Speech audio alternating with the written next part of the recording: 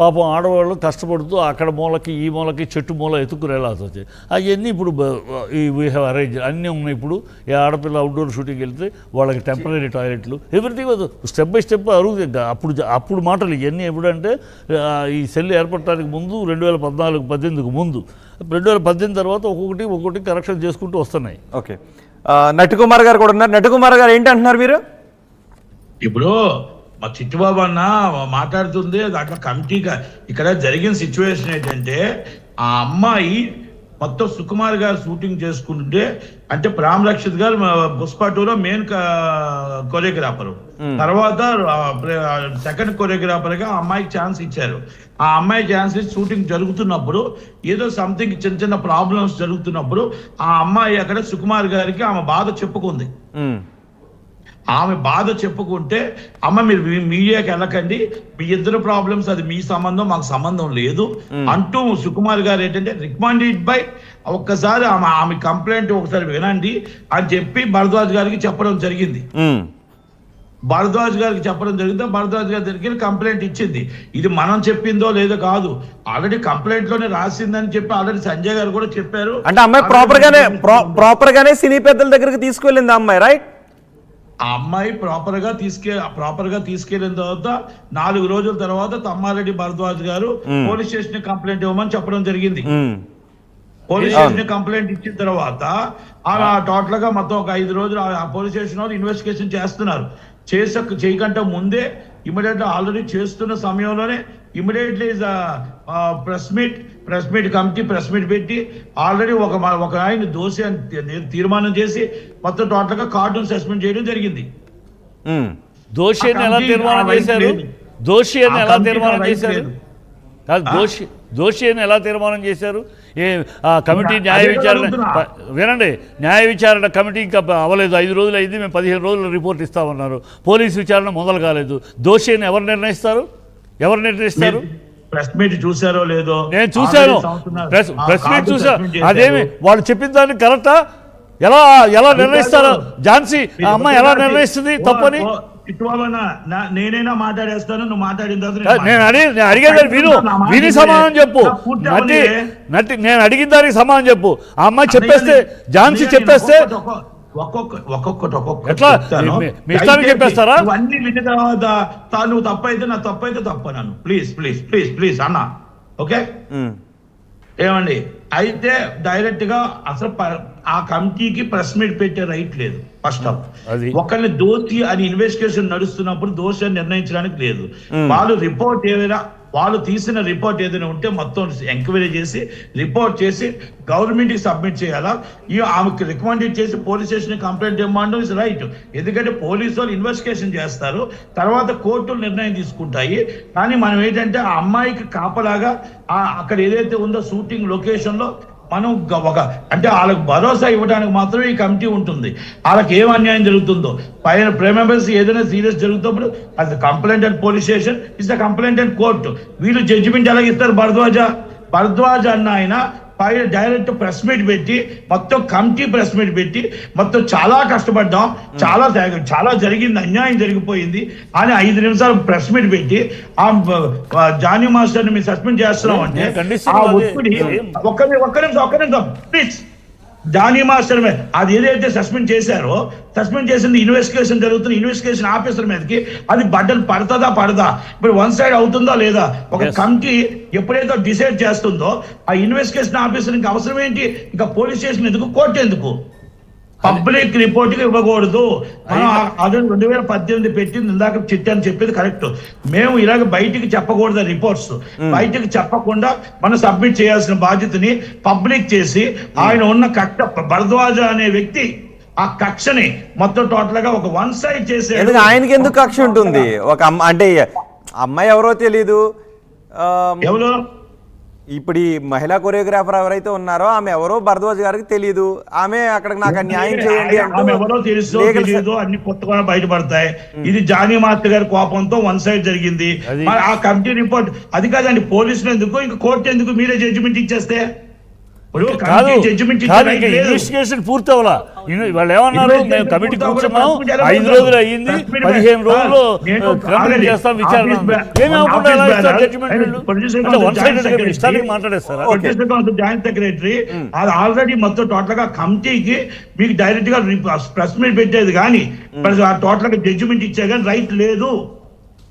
ఇంకోటి రైట్ ఉంది లేదు. కాదు సస్పెండ్ నట్టి చేయమని నట్టి చెప్పే. నాకు అది కాదు. ఒక్క నిమిషం న్యాయం అంటే ఇద్దరు కార్డులు సస్పెండ్ చేయాలి. నట్టి ఒక కార్డు సస్పెండ్ చేసి ఒక కార్డు రన్నింగ్ లో పెట్టడం ఏంటి? సోదరా పోలీసు ఇంకా కాదు. నిర్ధారణ రాలే. అంటే ఏంటి అమ్మ సోదరా, ఒక్క నిమిషం ఆగు ఒక మాట చెప్పు నాకు 2018లో మనం కమిటీ పెట్టాం ఆ కమిటీకి 7 రిపోర్ట్లు వచ్చినాయి ఇప్పటికి 7 కంప్లైంట్లు వచ్చినాయి ఈ అమ్మాయి జరిగింది 2019 అంటానికి 19 అంటుంది 2018లో కమిటీ పెడితే ఆ కమిటీ దగ్గరికి ఎప్పుడైనా ఈ రిపోర్ట్ వచ్చిందా ఎప్పుడైనా ఈ అమ్మాయి కంప్లైంట్ వచ్చిందా ఆ కమిటీ ఉంది కదా 7 కేసులు వచ్చినాయి కదా 7 కేసులు కమిటీలు దానికి ఉన్నాయి, పోలీస్ స్టేషన్లు ఉన్నాయి. ఆల్రెడీ మొత్తం టోటల్ సంజయ్ గారు లాంటి వాళ్ళు ఉన్నారు. అందరూ మొత్తం టోటల్ గా అప్పుడు సుకుమార్ గారు ఉన్నారు. అందరూ ఉన్నారు కదా. అందరూ ఉన్నారు. అన్ని పక్కన పెట్టేసి ఇది నేనేమంటున్నానంటే ఆమె కానీ making కానీ video ఒకటి ఒకసారి కానీ చేస్తే- అయ్యా ఇంతకుముందు చిట్టిబాబు గారు ఏమన్నారంటే ఎవరైనా నేరుగా పోలీస్ స్టేషన్కి వెళ్ళిపోతే వాళ్ళ వైపు ఇండస్ట్రీ మాట్లాడదు అని. కానీ అమ్మాయి ప్రాపర్గా సినీ పెద్దల దగ్గరకు వచ్చింది. సినీ పెద్దల దగ్గరకు వచ్చిన తర్వాత ఆ హెరాస్మెంట్ సెల్ ప్రతినిధులు ఎవరైతే ఉన్నారో వాళ్ళు ఏదైతే చేశారో అదే అమ్మాయి చేసింది. సో ఇక్కడ అలాంటప్పుడు సినీ పరిశ్రమ పెద్దలు ఇక ఈ అమ్మాయి వెనక నిలబడేది లేదు పోలీస్ స్టేషన్కి వెళ్ళింది కదా అనడం కరెక్టేనా? ఏమంటే పోలీస్ స్టేషన్ తప్పు అనట్లేదండి, మీరు తప్పు ఇంటర్ప్రిటేషన్ చేస్తున్నారు. ఆమె పోలీస్ స్టేషన్కి వెళ్ళటం తప్పు అని మేము అంటున్నా. పోలీస్ స్టేషన్కి వెళ్ళింది కనుక ఇక పోలీసు కోర్టు చూసుకుంటుంది కనుక మేము ఇంటర్ఫిరెన్స్ లేదు అంటున్నాం. అది రాంగ్ ఇంటర్ప్రిటేషన్ ఇవ్వకండి. పోలీసుల దగ్గరికి వెళ్ళటం తప్పు అంటలేదు. ఇండస్ట్రీ దీనివల్ల ఇండస్ట్రీ కూడా మర్చిపోతుంది కాబట్టి పోలీసు దగ్గరికి ఎప్పుడైతే వెళ్ళి కోర్టు కనీసం తప్పు జరిగిందో ఉప్పు జరిగిందో మేము కూడా ఒక ఇంటర్నల్ కమిటీ విచారణ జరిపిస్తాం. మేము అందరం వెళ్ళి కొంతమంది ఆ అమ్మాయికి భజన కొంతమంది ఈయనకి భజన చేస్తా కూర్చోవాలా భజన కాదు మరేంటి వాస్తవాలను బయటకు తీస్తాము. It is in the court will take the decision court will decide who are we to comment on that who are why ఎందుకు కమెంట్ చేయాలి ఎందుకు మాట్లాడాలి ఎందుకు మీరే పిఓడబ్ల్యూఎస్ సంధ్య గారు కూడా ఉన్నారు. సంధ్య గారు అమ్మాయి పోలీస్ స్టేషన్ వెళ్ళింది కాబట్టి ఇండస్ట్రీ పెద్దలు ఇందులో మాట్లాడకూడదా వాళ్ళ బైలాస్ ప్రకారం? మాట్లాడాలి అని కూడా లేదు సార్ బైలాస్లో. ఎందుకు మాట్లాడాలి? I'm asking you why should we speak when it is in a court? When it is in a court, ఒక మహిళకు అన్యాయం జరిగినప్పుడు we respect the law of the land. ఈ దేశం యొక్క చట్టాన్ని గౌరవిస్తున్నాం, ఈ చట్టాన్ని విలువిస్తున్నాం కనుక ఆ చట్ట పరిధిలో ఇది ఉంది కనుక మేము మాట్లాడడం. ఎందుకు మాట్లాడాలి మేము? మహిళ హరాస్మెంట్ జరిగింది మాట్లాడతాను, కోర్టు ఉంది కదా, కోర్టు ఉంది కదా, కోర్టు ఏం మాట్లాడుతున్నారు మీరు? సంధ్య గారు మాట్లాడి తీరాలి, మీరు మాట అందరూ స్పందించాలి. చిట్టిబాబు గారు సంధ్య గారు మాట్లాడండి. కొంచెం అందరూ అరిస్తే ఎవరేం చెప్తున్నారో అర్థం కాదు. ఓకే క్రాస్ టాక్ చెయ్యొద్దని చెప్పండి దయచేసి. ఇక్కడ 2-3 విషయాలు నేను మాట్లాడతా, ప్రశాంతంగా డిస్కషన్ చేద్దాం. మీరు ఎవరేం మాట్లాడారో నాకు అర్థం కాలేదు కానీ అక్కడ జరిగిన విషయం చర్చకు వచ్చింది. వాస్తవం ఏంటంటే మీటూ మూమెంట్ లో చూసాం, హాలీవుడ్, బాలీవుడ్, టాలీవుడ్, కోలీవుడ్ వరకు జరిగినప్పుడు ఎందుకు కంప్లైంట్ చేయలేదు అనేది మీటూ మూమెంట్ లో భాగంగా జరిగిన కంప్లైంట్స్ రిజిస్టర్ అయినప్పుడు ఎఫ్ఐఆర్ అయినప్పుడు కూడా ఆ ప్రస్తావన రాలేదు. ఒకటి, ఎందుకంటే బాధితురాలు ఎప్పుడు ధైర్యం వస్తే అప్పుడు కంప్లైంట్ చేయమని చట్టంలో చెప్పింది. వాళ్ళు ఎక్కడుంటే అక్కడ చేయమని 0 కంప్లైంట్స్ చేయమని కూడా చట్టం చెప్తుంది. మిస్యూజ్ కావద్దు అనే కన్సర్న్ ని తీసుకుంటూనే ఎవరైనా బాధితురాలు రక్షణ కోరితే ఆ రక్షణ కల్పించడం కోసం చట్టంలో చాలా ఎక్సైజ్లు జరిగాయండి.